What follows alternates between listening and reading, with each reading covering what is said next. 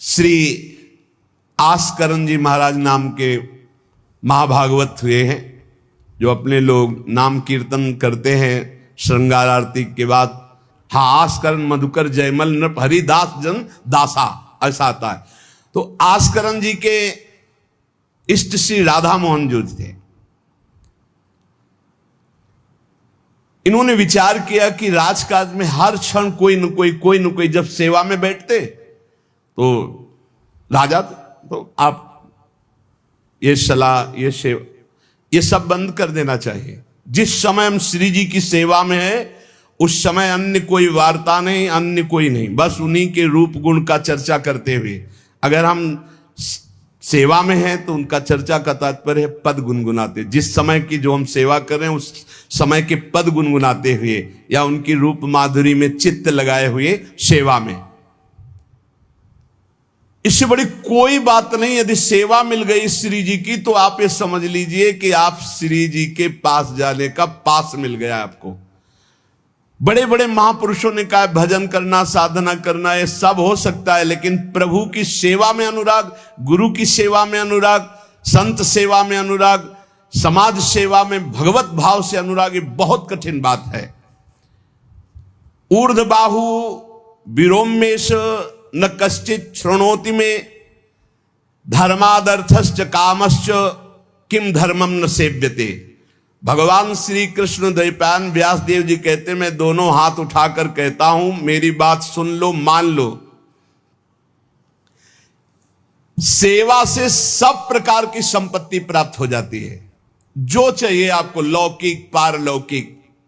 हाथ उठा के कहता हूं, मेरी बात मान लो। भगवान व्यास देव जी कहते हैं जो सेवा धर्म है, भगवत सेवा, समाज सेवा भगवत भाव से की हुई सेवा, शब्द निष्काम होता है, जहां कोई कामना नहीं की जाती, और प्रीत्यर्थ, जिसकी सेवा करें उसको सुख पहुंचाने का भाव, तभी सेवा शब्द सार्थक होता है।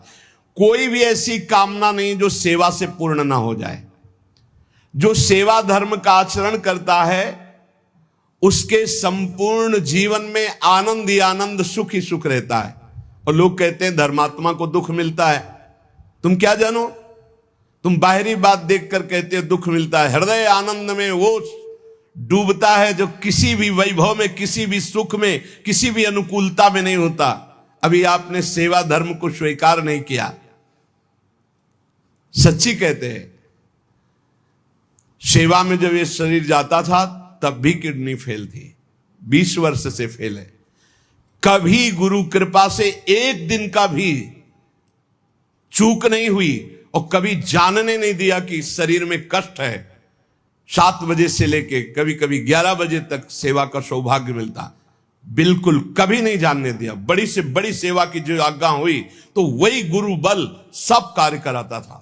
कहीं सेवा में कभी ऐसा में नहीं, जब सेवा के बाद आए तो भले लेट गए, फिर सामर्थ्य नहीं रही भिक्षा भी मांगने की, पर जब सेवा में गए तो एक अपार सामर्थ्य गुरु कृपा से आ जाती थी। सेवा में एक अद्भुत सामर्थ्य है। समस्त कामनाओं के बीज, वासनाओं का नाश करने की सामर्थ्य भगवत सेवा में है। श्री आस्करण जी ने अपनी सेवा को सुरक्षित रखने के लिए, ये नरवरगढ़ के राजा है, राजा को बहुत से कार्य होते हैं, पता नहीं किस समय कौन सी राजकीय व्यवस्था के लिए आवश्यकता पड़ जाए, तो ठाकुर सेवा में एकाग्रता की बहुत आवश्यकता होती है। पत्रावली तो सिर्फ पत्रावली पे ध्यान है, इधर उधर नहीं तो पत्रावली बिगड़ जाएगी, वो पत्रावली मानी नहीं जाएगी आपकी। भोग लगा रहे हैं तो सिर्फ एक एक कवल पे ध्यान है आपका, बैठे हैं, प्यारे जू कैसे पा रहे हैं, हित सजनी जू कैसे पवा रहे हैं, प्यारे जू कौन सी पदार्थ की तरफ देख रहे हैं, लाडली जू कौन से पदार्थ की तरफ देख, पूरी भावना में उससे डूब। श्रृंगार तो श्रृंगार कर रहे हैं, स्नान तो स्नान, मतलब सेवा में पूरी तन्मयता आवश्यकता है। अगर तन्मयता नहीं तो फिर बिगड़ जाएगा।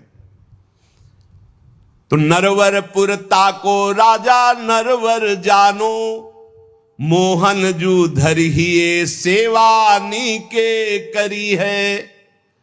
घरी 10 मंदिर में रहे चौकी द्वार, पावत न जान को ऐसी मति हरी है, पर्यो को काम आए अब ही लिवाए ल्याओ, कहे पृथ्वीपति लोग कान में न धरी है, आई फौज भारी सुध दीजिए हमारी, सुनी बहु बात टारी परी बात कर भरी है। मनुष्यों में श्रेष्ठ आस्करण जी ये नरवरगढ़ के राजा थे।